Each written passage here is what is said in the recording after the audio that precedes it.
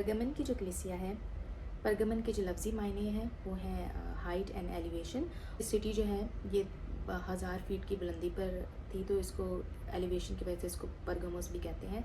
और इसका जो प्रोफेटिकली टाइम पीरियड जो अप्रॉक्सीमेटली है वो है 313 से 548 तक। यहाँ पर खुदावंद अपनी डिस्क्रिप्शन उसको किस तरह से बता रहा है कि जिसके पास दो धारी तेज़ तलवार है। कलाम में दो धारी तेज़ तलवार जो है वो किसको कहा गया कि खुदा के द वर्ड ऑफ गॉड को दो धारी तेज़ तलवार से तशबीह दी गई है।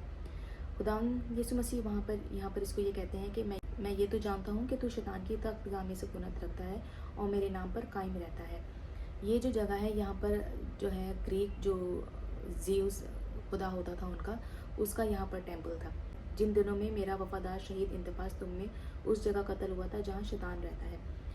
बाइबल में अगर देखा जाए तो इंतपास का नाम कहीं मिलता नहीं है, लेकिन जब अर्ली क्रिश्चियंस जो थे हिस्ट्री में अगर देखा जाए तो एक इंतपास नाम से बहुत वफादार था खुदावंद यीशु मसीह का शागिर्द, जिस मसीही था उसने अपनी जान जो थी वो खुदावंद यीशु मसीह के लिए दी थी।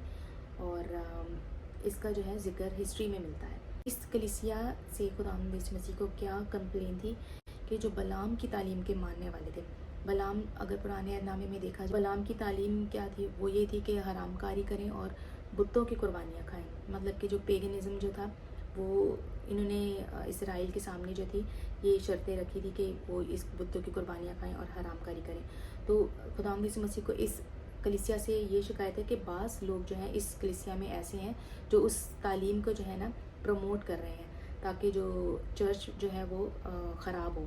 दूसरी चीज़ ये कि यहाँ पर एक और निकीलियों की तालीम के मानने वाले हैं।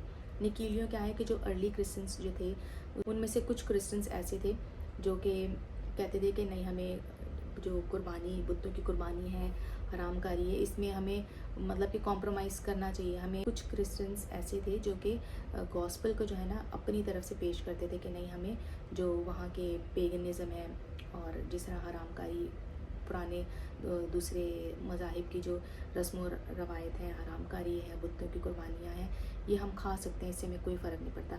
तो खुदावंद यहाँ पे खुदावंद को ये शिकायत है इस कलीसिया से कि वो इस तालीम को जो है ना, बाज़ ऐसे लोग हैं जो इस तालीम को मानने वाले हैं। अगर हम देखें तो इफिसस के कलीसिया में जो था ये चीज़ नहीं थी, वो इस तालीम को मानने वाले नहीं थे। और लेकिन ये जो परगमन की कलीसिया है वो इस तालीम को मानने वाले हैं। खुदावंद यीशु मसीह कह रहा है कि तौबा कर, नहीं तो मैं तेरे पास जल्द आकर अपने मुंह की तलवार से उनके साथ लड़ूंगा। जैसे मैंने आपके शुरू में बताया कि खुदावंद यीशु मसीह अपनी डिस्क्रिप्शन बता रहा है कि जिसके पास दो धारी तेज़ तलवार